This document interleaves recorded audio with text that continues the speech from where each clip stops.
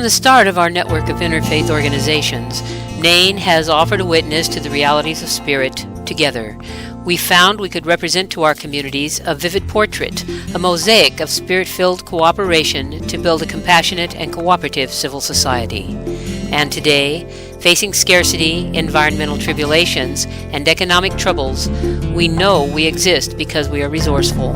We are made stronger by our cooperation. That is the power of spirit that heals wounds, feeds those in need, gives hope to the downtrodden, opens doors, finds new paths, builds new options, and moves among us all. Here, Chuck and Bettina talk of NAIN's early history.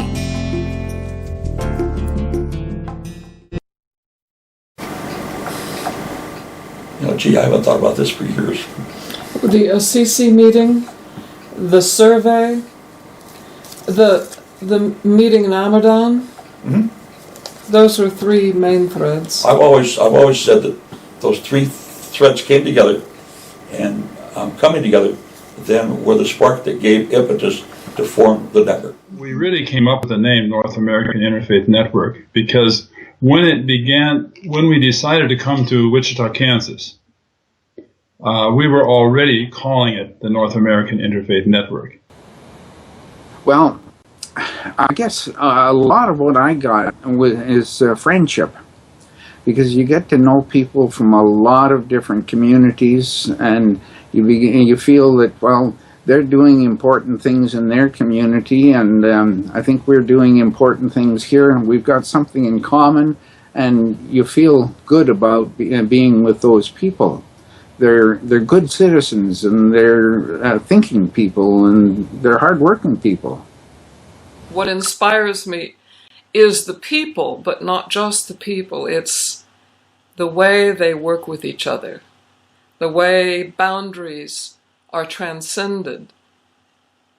And that's what I believe, is that boundaries are possible to be transcended. Of course, it's about the people, the friendships you make, the connections that are lifelong across North America. But it's more than that.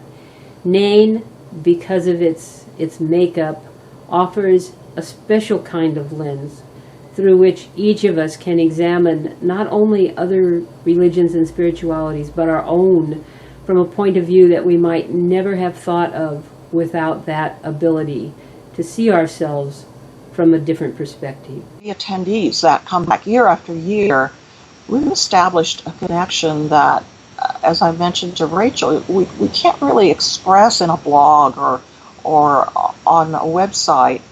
You have to experience it to realize how deep those connections are. I started doing interfaith work because I became convinced that it had the capacity for breaking down the divisions between religious communities. And it just seemed to me that that could only lead to a much healthier planet, a much more harmonious global civilization. I think the greatest accomplishment was that we began to involve younger people in NAIN. I remember at the Dallas Connect, it was Will Baker who got up and made an impassioned plea to the membership in general to include more young people and to gear our programming to be inclusive of them. And so I became chair at that point, and I asked Will if he would chair a young adult committee, a new subcommittee for the NAIN board, and he agreed, and we established a scholarship program. Certainly very proud of the fact that I was the youngest chair of NAIN. I think that still remains true today. So I was 36 when I was elected chair. And it's, hard to know what's going on around the country, and I think that, NAIN provides a really great forum for people across the country and across North America to connect with, interfaith colleagues who are doing similar work and exciting work in other parts of the continent that you might not otherwise be exposed to. I've met a lot of great people at NAIN, both in serving on the Young Adults Committee and also in serving on the board for the past 2 years.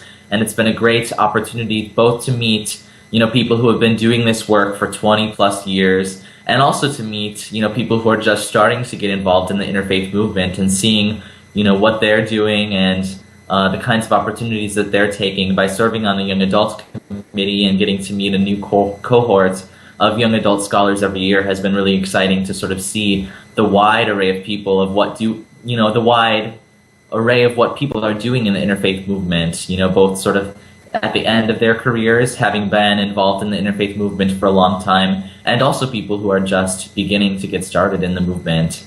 NAIN is healthy. I love to see the next generation coming along.